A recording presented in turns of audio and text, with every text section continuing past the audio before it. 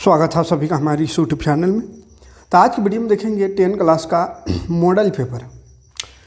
सभी सब्जेक्ट का model paper फिर से लेकर आ गए हैं। 5-5 सेट कराएंगे सभी का, जो कि बहुत ही ज़्यादा इम्पोर्टेंट होने वाला है एग्ज़ाम के लिए, बोर्ड एग्ज़ाम के लिए, क्योंकि एग्ज़ाम बहुत करीब है। इसलिए सभी सब्जेक्ट का यहाँ पे आपको मॉडल पेपर दिखाएंगे, सेम टू सेम जैसा एग्ज़ाम में क्वेश्चन पूछेगा उसी टाइप का, ठीक है। और बाकी जो चैप्टर चल रहा है, चैप्टर भी चलेगा। अभी कुछ दिन से थोड़ा सा दूसरे काम बिजी थे, इसलिए 1-2 दिन से क्लास नहीं ले पाए। लेकिन मैथ में 9 चैप्टर कौन चल रहा है, 13 चैप्टर चल रहा है, 12 चैप्टर चल रहा है ना। तो 4-5 चैप्टर बाकी है, कंप्लीट करा देंगे, घबराना नहीं है। बाकी चैप्टर को रिवीजन करते रहिए, जितना क्वेश्चन बताएं सारा क्वेश्चन को करते रहिए, ठीक है। साइंस का भी कंप्लीट करा देंगे और साथ ही साथ मॉडल पेपर सभी सब्जेक्ट का करा देंगे। तो चलिए आज है पहला सेट। देखिए क्वेश्चन आपको मालूम होगा 40 क्वेश्चन रहेगा, जो कि 1 नंबरी यानी MCQ रहेगा। OMR शीट में जिसको सॉल्व करना रहेगा, जिसको OMR शीट में सॉल्व करना होगा। बाकी 40 नंबर का जो रहेगा वो सब्जेक्टिव रहेगा, ठीक। तो इस वीडियो में देखते हैं, अगर ज़्यादा लंबा होगा तो सिर्फ ऑब्जेक्टिव देखेंगे, फिर एक और पार्ट कर देंगे उसमें सब्जेक्टिव। देखिए पहला क्वेश्चन है, दाढ़ी बनाने के लिए किस दर्पण का व्यवहार किया जाता है, यानी उपयोग किया जाता है। तो दाढ़ी बनाने के लिए याद रखिएगा अवतल दर्पण का उपयोग किया जाता है।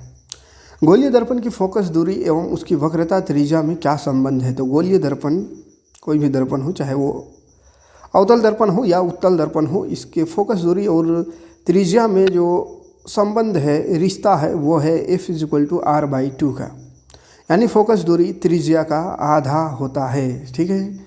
प्रकाश के अपवर्तन की क्रिया में कौन सी भौतिक राशि अपरिवर्तित रहती है, यानी बदलता नहीं है।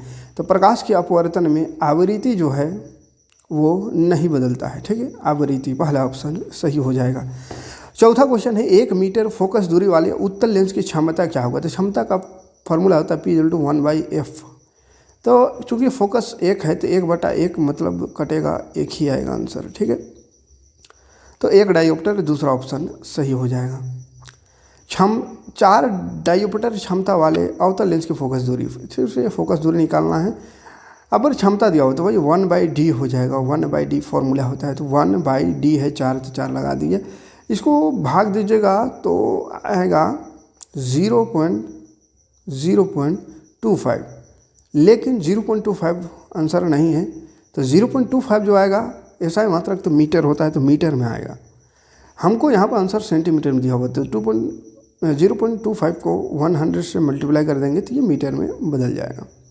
तो 100 से मल्टीप्लाई करेंगे तो 25 आएगा, तो 25 आंसर,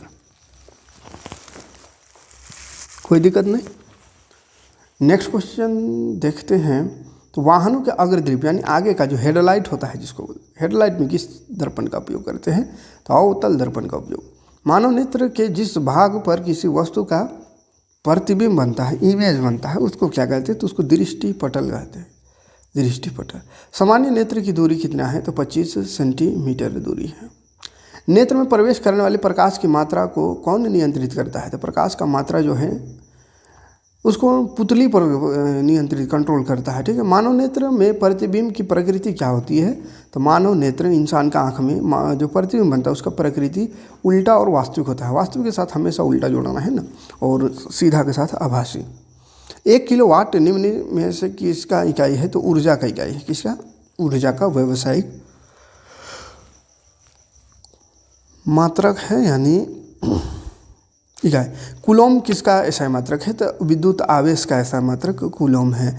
विद्युत मोटर एक युक्ति है, माने मशीन है, जो परिवर्तित करता है क्या चीज़ को। तो विद्युत ऊर्जा को यांत्रिक ऊर्जा में, ना मोटर क्या विद्युत से चलता है, यानी विद्युत ऊर्जा का उपयोग करके वो उसे कोई मशीन चल रहा है, यानी कि यांत्रिक ऊर्जा में परिवर्तित हो गया।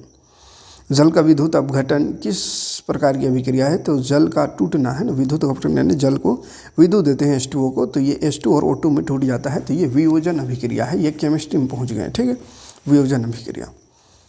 13 क्वेश्चन मतलब फिजिक्स था, उसके बाद 14 से केमिस्ट्री शुरू हो रही है। दिए गए अभिक्रिया में किस पदार्थ का उपचयन हो रहा है। उपचयन यानी जिसमें ऑक्सीजन की बढ़ोतरी हो। तो देखो बाबू, Cu के पास पहले से ऑक्सीजन होती है, इसमें ऑक्सीजन की बढ़ोतरी तो नहीं हुआ, उधर देखिए ऑक्सीजन खत्म हो गया।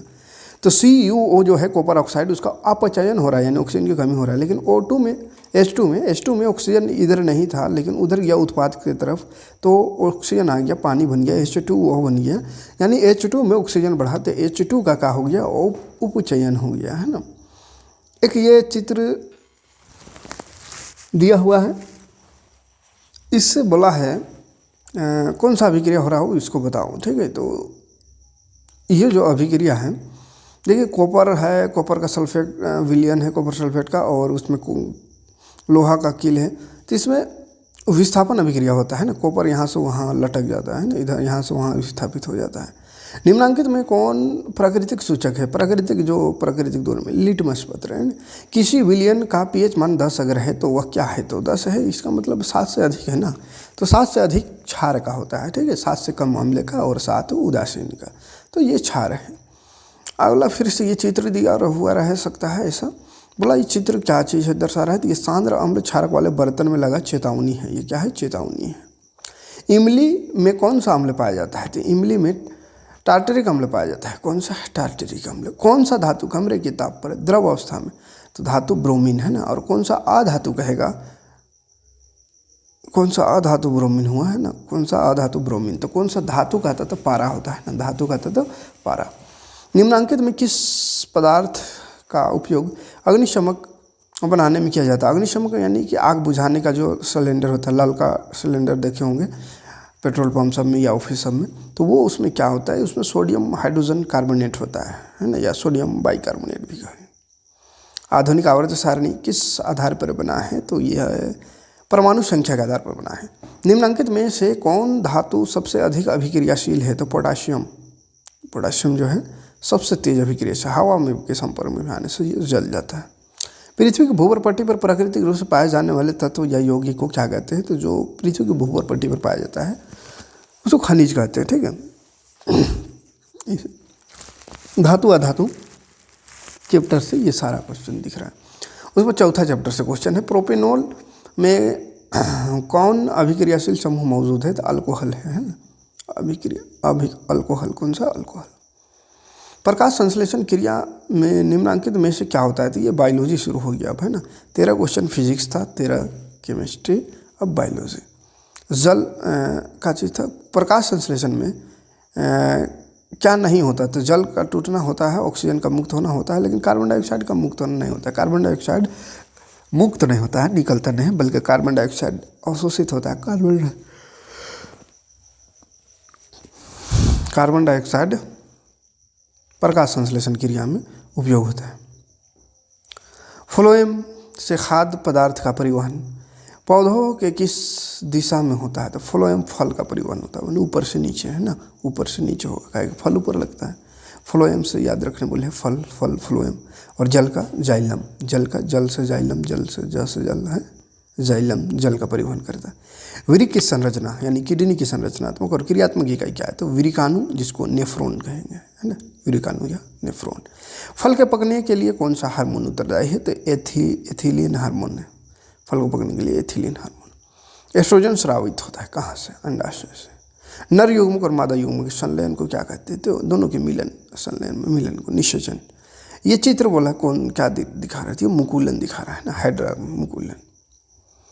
पक्षी और चमगादड़ के पंख है, क्या है, तो असंजात अंग है।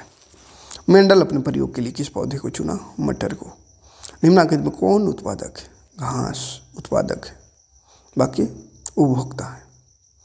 किसी आहार श्रृंखला में शाकाहारी का निर्माण होता है, द्वितीपोषीय स्तर का।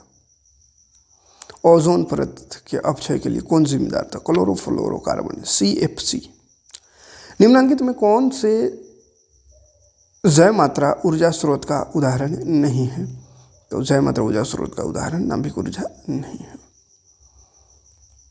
पवन ऊर्जा उत्पादन के लिए पवन की चाल कितनी होनी चाहिए, न्यूनतम कम से कम 15 किलोमीटर कम से कम होनी चाहिए। तो ये 20 क्वेश्चन MCQ हुआ। उसके बाद फिर विषयनिष्ठ यानी सब्जेक्टिव क्वेश्चन रहेगा, तो ज़्यादा लंबा वीडियो हो जाएगा। सब्जेक्टिव भी अगर इसी में करें तो, इसलिए नेक्स्ट वीडियो में देखते हैं सब्जेक्टिव क्वेश्चन, ठीक। मिलते हैं नेक्स्ट वीडियो में। Thanks for watching. जय हिंद, शुक्रिया।